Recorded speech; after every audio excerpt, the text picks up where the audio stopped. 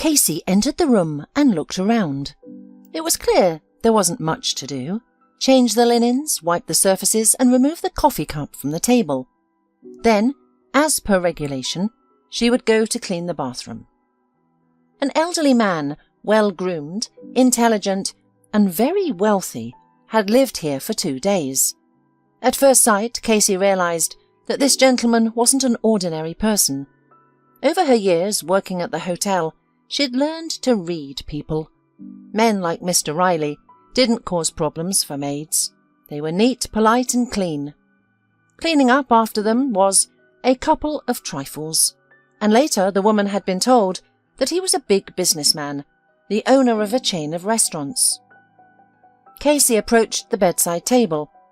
It wasn't uncommon for such clients to leave tips, often generous ones. Sure enough, next to the lamp, with its green shade, lay a thin wad of bills. Casey counted them and smiled. Perfect.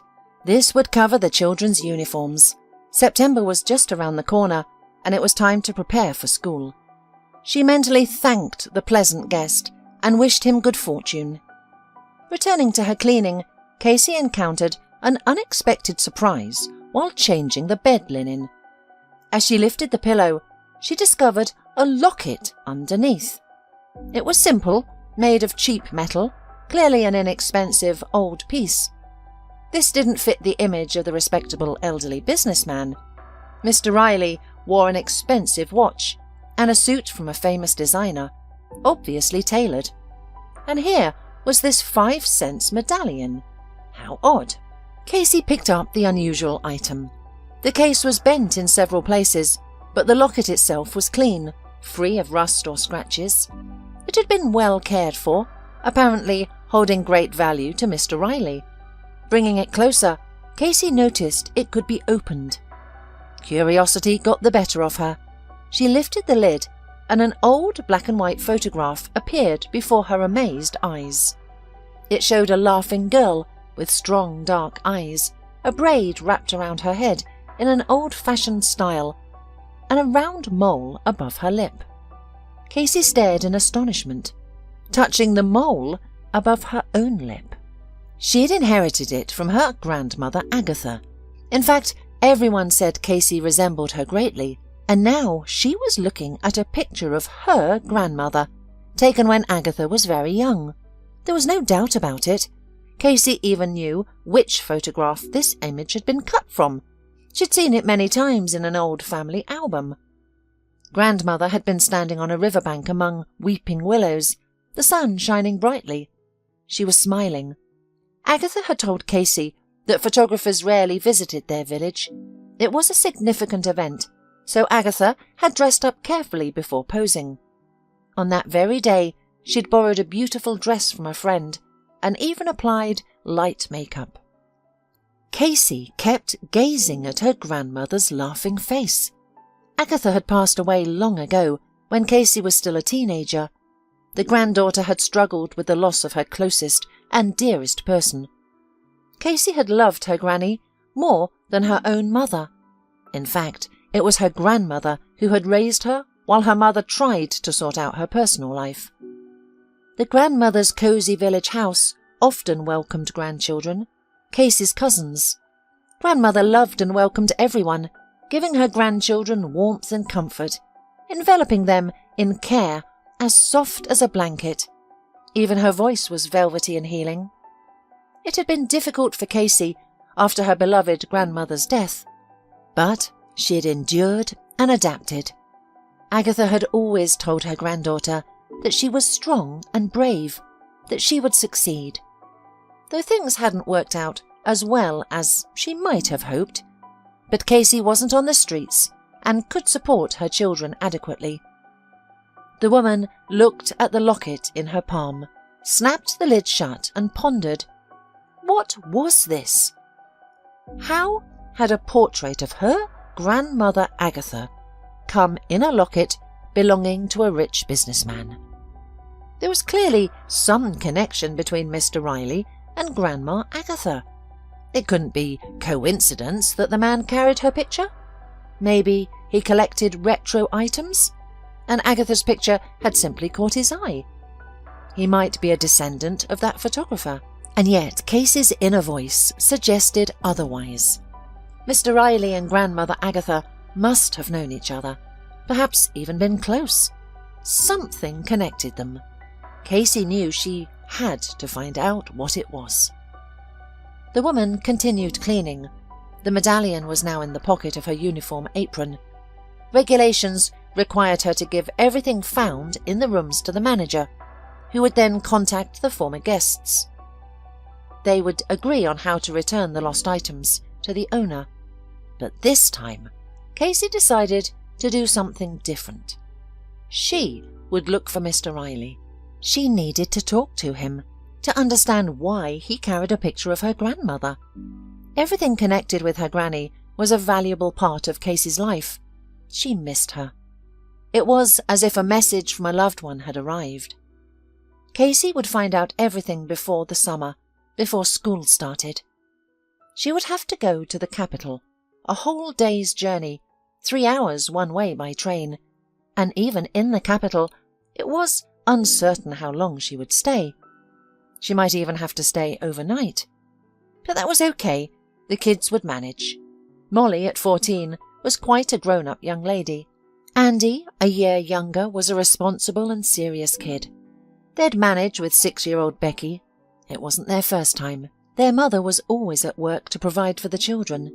The older ones understood perfectly well and didn't mind taking on some of her household duties. Her kids were good. Sometimes she couldn't believe that she could bring them up like that. Still, Casey was worried about their future. She dreamed that Molly, Andy, and Becky would grow up, get an education, and become successful people. But she realized that much depended on her. Cleaning the room, she found herself thinking about her life. She began to remember the past. Perhaps it was because of the unexpected encounter with grandmother Agatha's image. Her hands were working, but her thoughts were far away. Casey was the product of a fleeting, casual affair. Her mother was barely 18 at the time. No education, no prospects, no special plans for life. Daphne was always like that. Flighty, in love, too carefree. In school she interrupted her studies 2 or 3 times. Not at all because of lack of intelligence. Daphne simply preferred going out and dating to studying. It seemed silly and boring to her when there was so much fun and excitement around.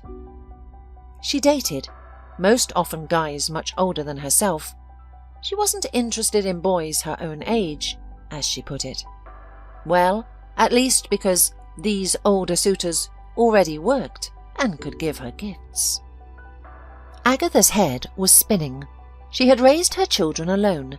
Her husband had died, drowning while saving a woman in the lake, when his youngest son was barely a month old. Agatha was left alone with 5 children, 4 sons and the daughter Daphne. Of course, the widow had to start working early, essentially doing the work of 2. How else could she feed such a brood? Agatha was attractive, but she refused all suitors. She was too busy with her children. The boys grew up well, all like their father. They helped their mother in the household, studied well, and engaged in sports. But Agatha didn't understand what was happening to her beloved Daphne. She had always been lazy and capricious, but in her teenage years, it was as if a demon possessed her. There began the absences from school and the dating. The girl responded to her mother's exhortations with rudeness. Neighbours advised Agatha to be stricter, saying the girl had gone wild. Agatha tried, but it didn't work out. Once, after a school meeting, she came home upset and devastated. She grabbed a twig, raised it over the frightened Daphne, but then lowered her hand. Agatha seemed to have raised all the children the same way, but it turned out like this.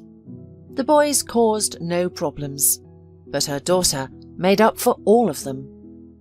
Eventually, Agatha came to terms with it. She decided that Daphne would calm down with age, like her husband's sister. She had been the same. and then she married and became an exemplary wife and mother. After graduating from school, Daphne expressed her desire to go to the city. "Why?" Agatha asked, surprised. "You have bad grades. They won't take you anywhere. You won't pass exams." "Who needs this studying? I'll earn money. Do you know how much money there is in the city?" "And where will you work? What can you do?" "I'll find something. There are lots of opportunities there. I know for a fact. People have told me." "I won't let you go." Agatha was stubborn. Her heart told her that her daughter would be lost in the city. There were so many dangers there, and Daphne, she had her head in the clouds. "How will you stop me?" Her daughter grinned. "I turned 18 last week. I'll go where I want. I'm independent now. Get it?" True, this independent one had to be given money for the first time. It was all of Agatha's savings, but she couldn't let her daughter go to the city without a penny. "Mum, why did you give it to her?" lamented the eldest son when he found out. "Maybe if she'd been without money, she would have realized she wasn't capable of anything, that she should study, and would have returned." The other sons took offence that all the money went to the flighty Daphne, instead of being divided equally among them all. But Agatha was sure she had done the right thing. What kind of living and work could Daphne find without money? Thus, Daphne moved to the city. For almost a year, there was no word about her. Neighbourhood children who studied or worked in the city sometimes brought some news. It seemed that Daphne was living with a man. She didn't work, maintained a household. Agatha wondered. Daphne and a household? How is that possible? But Agatha quietly hoped that her wild daughter had indeed calmed down, that now everything would be all right in her life. However, her mother's hopes were not destined to come true. One rainy fall evening, Daphne appeared on the doorstep of her home. Her brothers had already left, some to study, some to work. Agatha was home alone. Seeing her daughter, the woman gasped. Beautiful Daphne had turned into a haggard creature. Her face bore an unhealthy skin tone, characteristic of people who abuse alcohol. Most surprisingly, in her hands, Daphne held a baby in a faded, apparently previous used orange blanket. "Meet your granddaughter," Daphne said in a husky voice. "Casey, named after her daddy, who doesn't give a damn about her." Agatha nearly fell over from shock. She hadn't realized she was a grandmother again. Now she had 3 grandchildren, 2 from her eldest son and 1 from her daughter. The woman let her daughter and the child into the house. It turned out that Daphne had lived for a long time with a man much older than herself. He was from another city, had quarrelled with his family, left and started a new life. He met Daphne and they got together, based on their love for the same lifestyle, partying and crowds of friends in the house. The man worked at a construction site doing odd jobs. They lived on his irregular but quite decent earnings. He was a handyman, the type in demand everywhere. If he hadn't been drinking, he'd have been worth a lot. Then Daphne realized she was expecting a child. Her boyfriend wasn't happy at first, but quickly realized children meant child benefits, and stopped pushing his partner to get an abortion. By the time Daphne had the baby, much had changed. The man somehow reconciled with his legal wife and left for his homeland, leaving Daphne alone with her problems. After the maternity hospital, she lived for a while in their rented apartment. It was paid until the end of the month. Then she went back to her mother's house. Where else could she go? Agatha took pity on her wayward daughter, assuring her that everything would be all right. "I'm with you. We'll manage together. We'll raise the girl." "Thank you, Mum." Agatha was even glad that everything turned out this way. She thought that now Daphne would wise up. Children, they're good for growing up.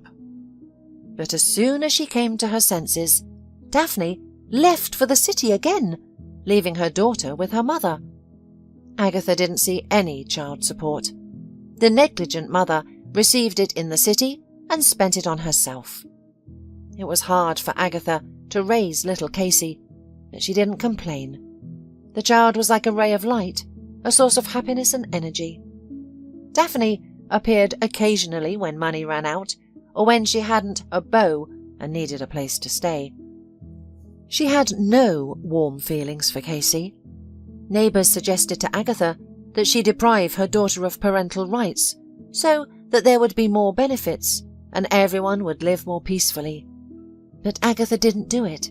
She felt sorry for Daphne, and there was still hope in her heart that she would come to her senses. But it didn't work out. Daphne eventually disappeared. They searched for her for a long time, finally finding her in another region, in a penal colony, where she had been sent for theft. She never left that place, dying within its cold walls from diseases acquired over years of a troubled life. Agatha worried, cried, and blamed herself, believing she had missed something in raising her only dearly loved daughter. But Casey, she felt nothing when she heard the news. Nothing at all. Her mother was a stranger to her, unfamiliar, almost even unpleasant. And when her grandmother passed away, it was like the world turned upside down. She was still young then, barely 16, and was taken into the family of her older uncle. His wife didn't like her niece. She tried not to show it, but Casey felt and understood everything. The uncle himself treated the girl coolly enough. The brothers didn't like their sister Daphne because of how much trouble she caused the family. Apparently, they transferred this feeling to her daughter Casey. After Agatha's, the girl felt lonely and abandoned. Although she had relatives, Casey knew she shouldn't rely on them. She could only rely on herself. Casey, remembering her grandmother Agatha's precepts, planned to study and even enrolled to the college after graduation. Her grades were good. The girl had always been characterized by diligence and perseverance. She was given a dormitory, and the girl happily moved out from her relatives. It wasn't pleasant to feel redundant all the time. At first, the girl devoted herself to her studies, and then she met Greg. He was a young man, handsome and blue-eyed. He came to the college where Casey studied to visit a friend, saw the young girl, and smiled at her. A light, casual conversation ensued. Casey melted under his gaze. She hadn't felt so warm and good at heart for a long time. It seemed that here he was, a man who cared about her. Greg asked her on a date, and she agreed with pleasure. Next to him, the girl felt protected. She wanted to hope that her loneliness was over, that there was a man ready to take care of her. Greg seemed just like that, sensitive and reliable.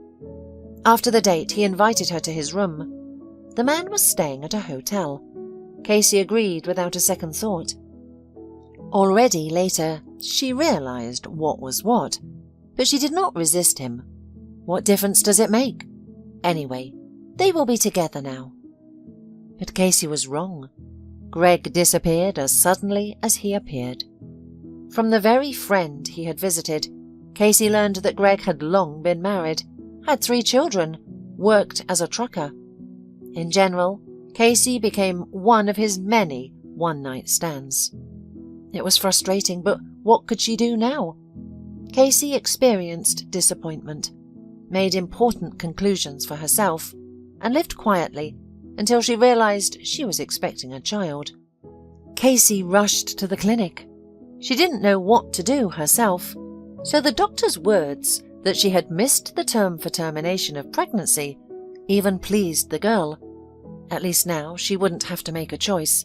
The child would be born. Of course, the young student faced many problems. How to study, where to live, what to live on.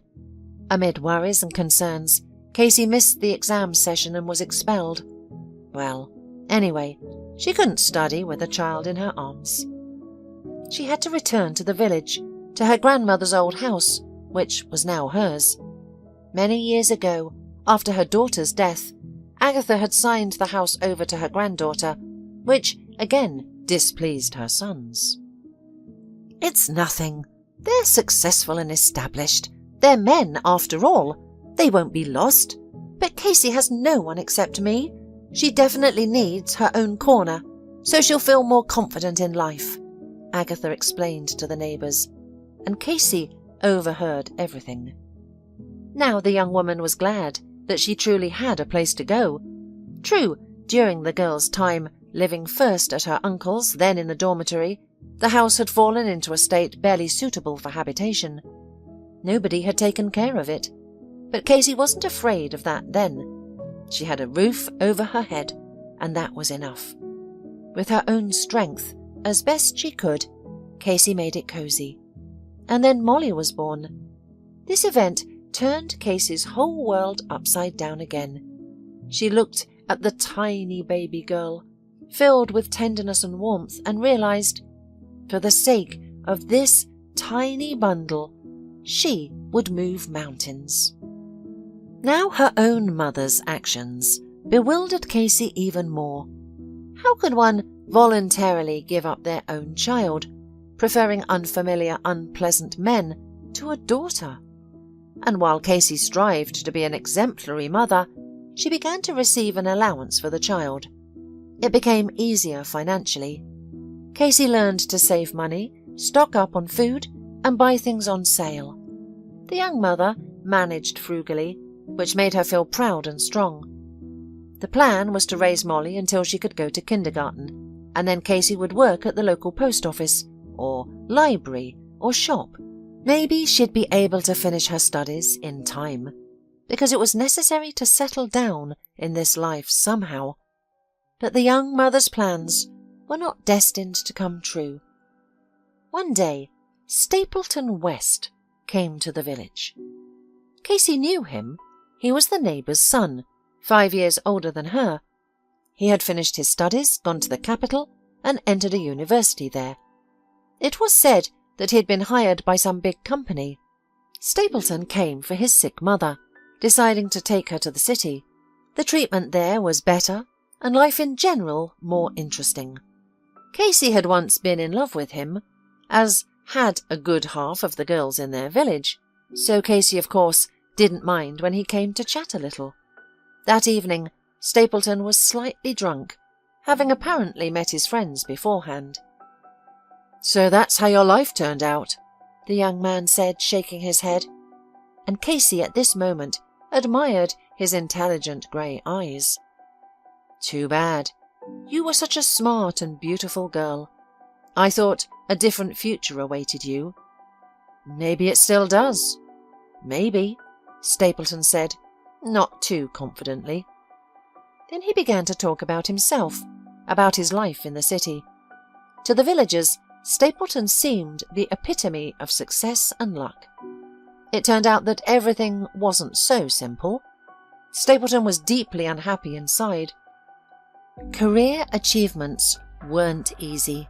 He had to adjust to others, sometimes stepping on his own principles, fawning before those in power. In the end, Stapleton and Casey woke up in each other's arms. In the morning, Stapleton was horrified, apologized, and hurried to leave Casey's house. It was painful for her to see and realize all this. She had felt a kinship of souls with this man the night before. They seemed to understand each other very well. She wanted to believe that this was the beginning of something big, beautiful, and real. Soon after Stapleton's departure, Casey realized she was pregnant again. She knew she couldn't get rid of the child because there was Molly, small, sweet, alive, and inside her was the same baby. She couldn't hurt him. She just couldn't. Nothing was required of Stapleton. Casey didn't want to look for him from the beginning. Even if she did find him, he wouldn't be happy to hear the news. No, Casey didn't want to settle things. She decided that she could manage on her own. Andy was born. With 2 babies in her arms and no money, it was hard for Casey, of course, but the children pleased her, gave her strength and served as motivation. No matter how difficult it was, Casey still felt happy. True, the neighbours joked, often comparing her to her mother, saying that a bad bird, a bad egg. It was offensive. Casey, unlike the woman who gave birth to her, didn't abandon her children. She loved them, raised them herself, and gave them every spare minute of her time. Molly and Andy grew up, pleasing their mother with excellent health. They were smart, clever, and nice. It was always fun together. The kids grew up and went to kindergarten. Casey went to work. Not at the post office or in the library, as she dreamed. There were no places there, but at the farm. The labour was hard, but the salary wasn't bad by village standards, and, importantly, regular. Casey didn't even think about returning to her studies. There simply wasn't enough time or energy. Meanwhile, her grandmother's house was constantly deteriorating. Everything in it required repair, the application of men's hands. Casey herself couldn't cope. One day, she realised that it couldn't go on like this. They needed to move to the city and sell the house before it completely fell apart. That's what Casey did. With the proceeds, she rented an apartment in the city for a year and immediately got a job. She worked in cafes and restaurants as a kitchen assistant and cleaner, and even managed to work as a cashier. There was enough work for those who weren't afraid of labour. The children went to kindergarten. Casey earned money, even managed to save a little for a rainy day. In general, the woman was quite satisfied with her life until the children went to school. But when school started, she had to spend more money. Books, school uniform, trips with their class, gadgets, fashionable clothes. All this required more financial investments, and Casey didn't earn that much. She was used to saving money, barely making ends meet, believing that she could cope with financial difficulties. Casey didn't want Andy and Molly to feel inferior among their classmates, but what could she do? She had to take an extra job. Cleaning ladies were needed everywhere. Tired and sleep-deprived, Casey became a shadow of herself. Sometimes such despair would come over her that it was hard to breathe. But she held on for the sake of her children, her son and daughter. She tried not to show them her fatigue or fear. At times, sad reflections overwhelmed Casey. She was only 26, yet she had already been through so much. With 2 children in her arms, she had never been in a serious relationship, something she was ashamed to admit. In the whole world, she had no one to help her, except for her uncles. But they had never loved her mother, so they had no feelings for their niece. She couldn't count on them, and it was terrifying to feel so alone and helpless. No matter how hard Casey fought or how much she worked, she still earned mere pennies, just enough to avoid homelessness and starvation, nothing more. At least Molly and Andy understood and didn't demand the impossible from their mother. On the contrary, they helped as much as they could, taking on household chores, cleaning, even cooking. Their mother was always at work. Casey came home exhausted, quickly finished some chores, wished Molly good night, and fell asleep before her head could touch the pillow. A few years later, a man came into her life. Dean was a little older than her, sullen, silent. Dean worked in an apartment repair firm, where Casey worked part-time as a cleaner 3 times a week. At first, she didn't notice him. Dean didn't stand out in any particular way, but then he helped her carry full buckets of water to the 4th floor and volunteered to wipe the windows under the ceiling. He could reach from the floor, while Casey would have to risk her health on a rickety stepladder. One day, Casey realized that this man cared about her, something no one had ever done before. The discovery struck her pleasantly. Casey looked at the silent Dean with new eyes and noticed his rather pleasant appearance. They started talking. It turned out that Dean used to live in a village. He had a wife there. Then his wife began to scold him for his meagre earnings, and one day she left him for another man. Dean was left all alone, broken and confused. He decided to move to the city to earn money. In his native village, everything reminded him of his past life and his wife's betrayal, and people looked at him with sympathy. Dean disliked these looks. In the city, he rented an apartment and got a job.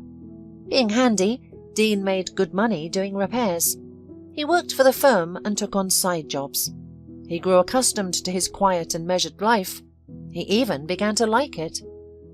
And then there was Casey, a single woman who had to work so hard to provide for 2 children, abandoned and unsupported. At first, he felt just pity for her. Then, entirely different feelings emerged. Dean suddenly realized that he wanted to be close to this woman, to care for her and protect her from life's troubles. He wanted to become her rock, behind which she could feel cozy and calm. Casey listened to him and felt waves of happiness spreading through her body. Every word of Dean's was weighty and sincere. Of course, doubts flitted through her mind. What if he was lying? What if Dean was just like the others? What if he was just playing at love, only to disappear in the end? It was difficult to trust this man completely, but Casey decided to take a chance, and she didn't regret it. Dean moved in and immediately took on all the men's work, fixing plumbing problems, putting up the shelves in the bathroom, and finally hanging the curtain rods correctly. The house immediately became cozy and beautiful. It turned out that Dean was not only a handyman, but also a wonderful cook.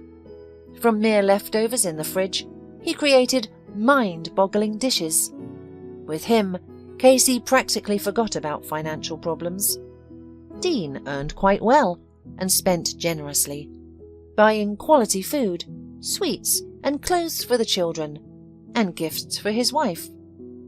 Andy and Molly immediately accepted and loved him, and he treated the children very warmly. Dean often took them for walks, to the movies, or to the amusement park. He helped them with their lessons, played with them, and had long conversations with them on various topics. Casey could hardly believe her happiness. Her life became brighter, happier, fuller. She no longer had to work herself to death at several jobs. There was no need for it now. She had energy for life, for joy, for rest, the most important thing. Casey was no longer alone. She had a man she loved and who loved her. She was now cared for, supported, protected, and defended. It felt incredible. A couple of years of happy life flew by. Casey believed this was how it would always be. So the news of another pregnancy made her happy, and Dean was overjoyed. He began to make plans for their own place. Rent was inexpensive for Dean, but he wanted stability. After all, 3 children were a big responsibility. So he began to take on extra jobs, working at construction sites, unloading rail cars and trucks, anything to save an extra penny. And then it happened. Something Casey still couldn't remember without tears. Dean was hit by a truck at a construction site. Due to fatigue and overwork, he violated safety regulations. Casey couldn't believe that the man she loved was gone. She was alone again, facing this cruel and unforgiving world where such terrible things happen. She felt as if a concrete slab was pressing on her chest. The world became grey and lifeless, as if it weren't real. She didn't want to think about the future without Dean. It made her panic. During that difficult period, Casey dreamed that the world would collapse in reality, and then there would be nothing. But these were dangerous thoughts. The woman understood. She had to live. She had to hold on for the sake of her children, who were also struggling to bear the loss of a loved one. And she also had Dean's baby living under her heart. He needed to be born healthy and strong. Casey took herself in hand for the sake of the children and continued the fight. Fortunately, Dean had kept their savings at home in a private place rather than in the bank. Otherwise, Casey wouldn't have been able to access the account. She and Dean had never had time to get married.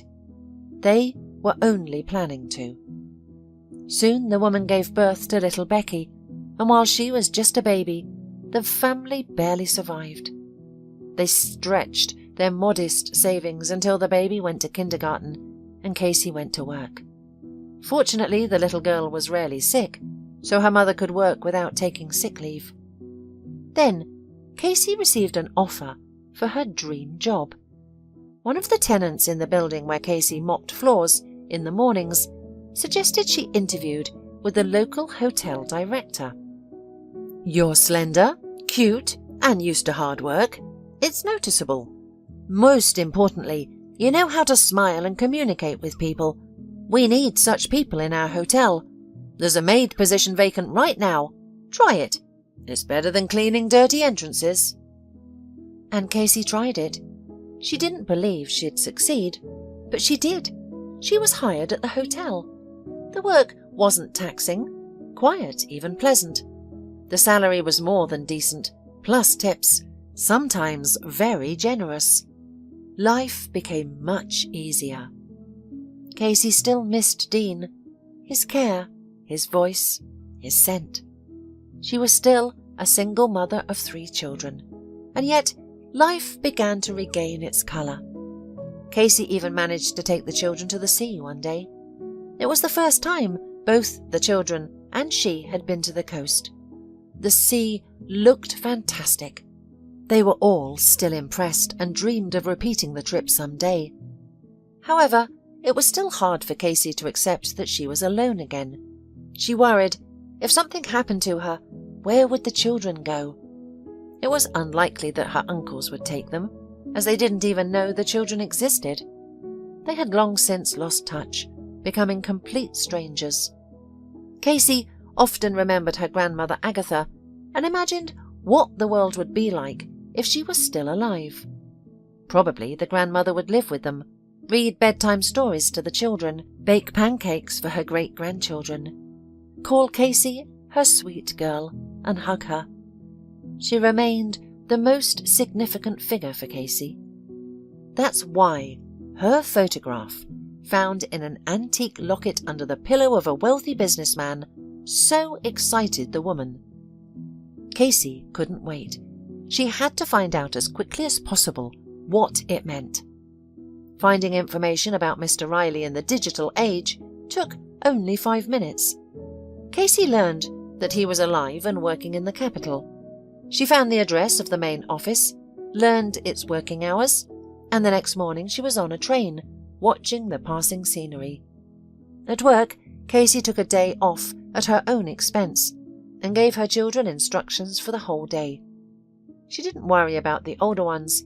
They could manage cooking, cleaning the house, taking a walk, and picking up Becky from kindergarten in the evening. Everything would be all right with them. Casey twirled the locket in her fingers, looking at it, occasionally opening the lid and admiring her grandmother's photograph. Would Mr. Riley accept it? He might get angry.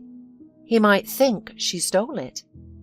What did he have to do with her granny? Casey was worried and anxious, but she knew she had to find Mr. Riley. Casey arrived at Mr. Riley's office in the afternoon. She entered and answered the receptionist's question about her destination. To her surprise, she wasn't stopped. The receptionist, a polite, smiling girl, only told her which office the chief was in.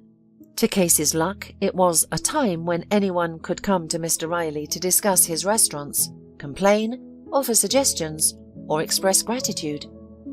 Mr. Riley believed it was important to keep his finger on the pulse to stay on top. He always listened carefully to the opinions of customers, employers, and partners. Casey entered Mr. Riley's office unhindered. She had expected something more pompous and luxurious, given that he was a wealthy man, but he seemed to prefer simplicity and ergonomics. Casey entered and said hello. Mr. Riley cordially invited her to sit in the chair opposite his desk. His open look and sincere smile helped Casey gather herself. The excitement had dissipated, but she still didn't know where to begin. All the prepared phrases suddenly fled her mind. "Do you have a question for me? Or perhaps a suggestion?" Mr. Riley prompted. "Don't be shy. You can say whatever you want. I welcome honesty. I respect the truth, even if it's not always pleasant. So you can tell me whatever is on your mind. Didn't like the service in the restaurant? Or maybe something was wrong with the cuisine?" "No," Casey shook her head. I'm here to see you about something else entirely." With those words, she pulled a locket out of her purse. "I'm the maid from the hotel where you stayed. I found this in your room." Mr. Riley's face changed. His eyebrows raised in surprise, and a light of joy lit up in his eyes. "So you found it!" he exclaimed, clearly delighted. "And I was worried, thinking for some reason I'd lost it at the station.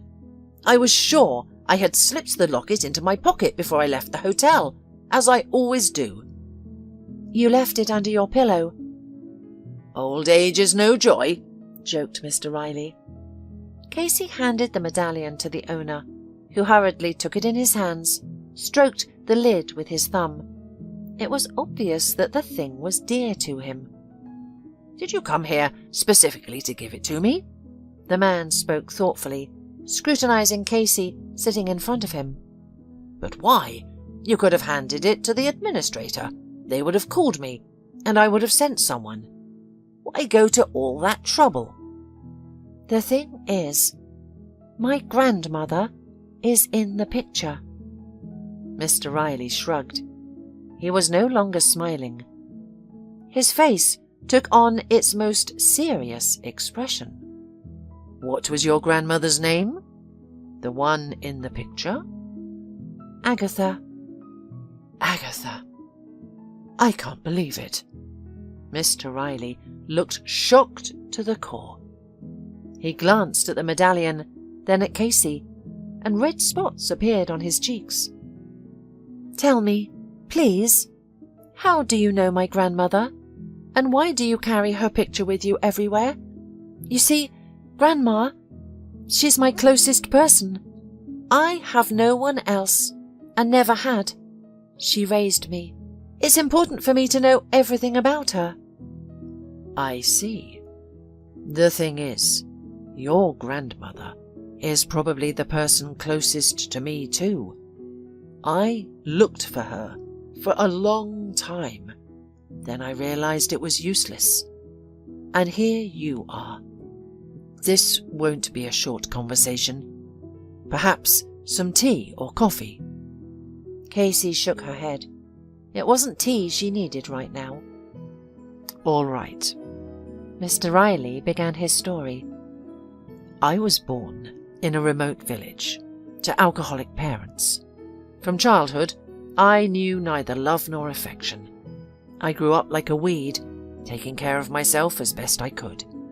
The neighbours sometimes helped, feeding me when my parents went on benders for weeks. I didn't realise I lived in poverty, or that adults should love, protect and care for children. I thought everyone's life was like mine, so I didn't worry about my fate.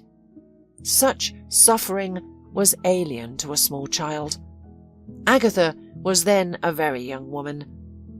From the adults, I knew her father died at the war, and her mother died after the war.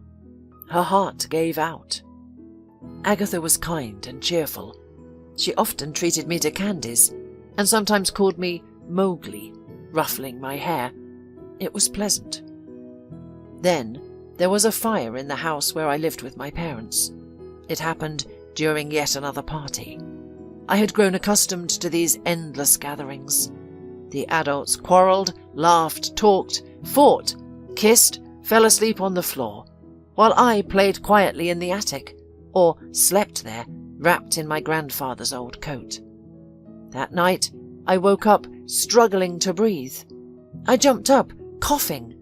It was pitch black, but not from the night. Something dark swirled around, stinging my eyes and irritating my lungs. Smoke. Even though I was only 7, I realized the house was on fire. Surely one of the adults had failed to extinguish a cigarette. My granny, when scolding my parents, often said they'd burn the house down one day. It seemed her prediction had come true. I was terrified. I opened the attic window, considering jumping, but the ground was too far. I'd break my neck. I didn't want to return to the smoke-filled room, but what choice did I have? There was no other way out. I groped my way down, bumping into scattered objects. Downstairs, something unimaginable was happening. Flames crackled and roared, quickly devouring wallpaper, curtains and furniture. The exit seemed impossibly distant. Things fell from the ceiling, billowing around me. I couldn't breathe. I'd never been so scared. I screamed, but no one was there. Where had everyone gone? Had they burned or fled, abandoning me? My head was ringing. I tried to inhale but couldn't. Everything spun, blending, and I fell into darkness. Before losing consciousness, I thought I was dying. So, I was astonished when I opened my eyes to see stars high in the sky. I could breathe easily, and the night's coolness was refreshing. Someone was carrying me. I turned my head and saw Agatha's worried, soot-stained face. She had pulled me from the fire. "You're alive," she said. "Thank God you're alive. I thought I was too late." That's when I noticed the others. People were running towards us from all directions. Someone wrapped me in a blanket. Another gave me water. I turned to see flames engulfing my house, bursting from the attic window I'd left moments ago. "Agatha, you pulled the boy from the fire," muttered one of the men. "We were afraid, but you did it. You're an incredible person." Agatha took me in. "The boy has nowhere to live now. He's alone. I'm alone. We'll be together," she said. Later I learned my parents had died in the fire. I was surprised, but not particularly upset. It was strange to realize they were gone. The fire had indeed been started by some drunken guests. Some of my parents' companions escaped. Others perished with them. The same fate would have awaited me. I lost consciousness from the smoke, but before managing to scream. And Agatha heard that scream. She, like others, had come to the fire, hoping to help any survivors. The flames raged inside, their glow visible through the windows. Black smoke billowed from every crevice. People tried to dissuade Agatha, even held her back, thinking it was hopeless. But she heard the child's cry and couldn't stay away. The brave girl rushed into the burning house, found me, and carried me out in her arms. The fire scorched her eyebrows and eyelashes, which didn't grow back for a long time. Scars remained on her palms from the burns she suffered while rescuing me. I loved Agatha's place. It was clean, and there was always food. She was cheerful and kind, read books to me, told me stories and cared for me. She arranged my first real birthday party, Mr. Riley recalled with a smile. She baked a cake and bought me a present, a soccer ball, as I remember. She invited the local children. That's when I started playing with other kids. Before that, they hadn't really accepted me. Agatha was very young, but she cared for me like an experienced mother. We lived in perfect harmony. She taught me so much. It must have been challenging for her. I was completely wild, like Mowgli. Agatha taught me how to use cutlery, make my bed, and communicate with people. She taught me letters and then reading. Most importantly, she loved me dearly, hugged me, and often said kind words. I thawed with her, transforming from a wild animal into a human being. I thought it would always be like that. Agatha decided to adopt me and drew up all the necessary documents. It turned out to be more complicated than expected, requiring paperwork and visits to various institutions. Agatha left me with the neighbours and went to the city. She thought it would take a week, but it dragged on for a month. Knowing I would miss her, Agatha left me a locket before she departed. You see, I'll be with you. If you get lonely, open the lid and look at me. You can tell me all your worries and troubles. I'll hear them through the locket, I promise. So don't worry. I'll be far away, but still near you. And at that very time, my relatives appeared. My mother's cousin and her husband. They suddenly wanted to take me, but don't think she had any familial feelings, none of the sort. Later I discovered it was all about inheritance. My grandmother had died. My mother, and therefore I, was one of her heirs, and this woman took me into her custody to get her hands on my share. I must say, she succeeded. I was taken far away to a town on the other side of the country. I cried. I didn't want to leave my village or part with Agatha. She had become closer to me than my mother. She had saved my life, helped me become a normal person, and taught me everything with love and care. But no one asked for my opinion. The neighbours generally thought it was right. The boy should be with relatives, not with a strange young girl. Agatha herself is almost still a child. She needs to get married and have children of her own. You'll go to your relatives. That's right, that's fine, they said to me. On the journey I had a tantrum. The mother's cousin quickly stopped it with a ringing slap. Subsequently, she was not particularly gentle with me. They didn't like me, tolerated me barely because of the inheritance. It was cold and uncomfortable to live there. I tried not to be at home. At school I enrolled in all the additional lessons I could, just to spend less time with them. When I was 14, my loving foster mother sent me to a boarding school outside the city. After graduation, I joined the army and became a driver. After my service, I never visited the family. To their undoubted joy, I rented a room and got a job at a dairy as a driver. The boss noticed me and my eagerness to work and helped me enter college. I was reluctant at first, but I couldn't go against his boss. Surprisingly, I became engaged and emerged as the top student in my course. Then everything developed organically. After graduation, I was invited to work as a manager in a famous restaurant. There I gained experience. Gradually, a plan to open my own cafe took shape. I saved money for a down payment and started my own business. It was challenging, ups and downs, learning from mistakes, hard work. From morning until night, I delved into the smallest details, trying to understand and control everything. As a result, I managed to create a chain of restaurants with an excellent reputation. Now I had everything: money, my favourite business, power and strength. I tried to find Agatha. I wanted to see her, thank her, and look again into the kind eyes of the person who had given me a second life. I wanted to tell her about myself. I knew that Agatha was also interested in my fate. But many years had passed. The village where I was born and grew up no longer existed. It was impossible to find Agatha because I, as it turned out, knew almost nothing about her. Only her name and approximate age. Even hired detectives were unable to accomplish the task. That locket. It's been my talisman all these years. It gave me strength, I can't explain it. I did talk to Agatha when I got older, and I realised that she couldn't really hear me. It's a habit, just the way it is.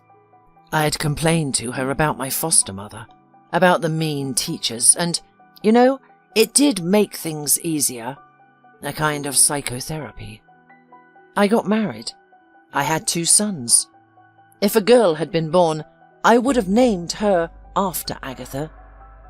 I gradually resigned myself to the fact that I would never find traces of the girl who had saved my life. And now, you appeared with the medallion. It is unbelievable, incredible that it was her granddaughter who found Agatha's last gift to me. Is she still... Mr. Riley hesitated to ask the most important question of all. Casey realised and shook her head. She wished she could make him happy, but Agatha hadn't been alive for many years. Well, of course she must have been quite old by now, Mr. Riley said, shaking his head sadly. But you know what? This isn't all accidental. Agatha brought you to me on purpose. I know for a fact it's a miracle that we found each other, and now we shall never be lost. I'll introduce you to my family. They know about Agatha and will be pleased. They stood in the old village cemetery, Mr. Riley and Casey. The man gazed at the gravestone, at Agatha's portrait, who looked at visitors with a sad, affectionate smile. In his hands was a bouquet of roses. Mr. Riley turned out to be a simple and very pleasant man. He and Casey had grown close in the month since their acquaintance. The man's family warmly accepted Casey and her children. Now they were kindred people, close to each other, and all thanks to Agatha, her huge heart and kindness. Casey suddenly realised that Mr. Riley wanted to be alone. She stepped aside, pretending to look for the grave of one of her relatives. The woman saw Mr. Riley saying something quietly.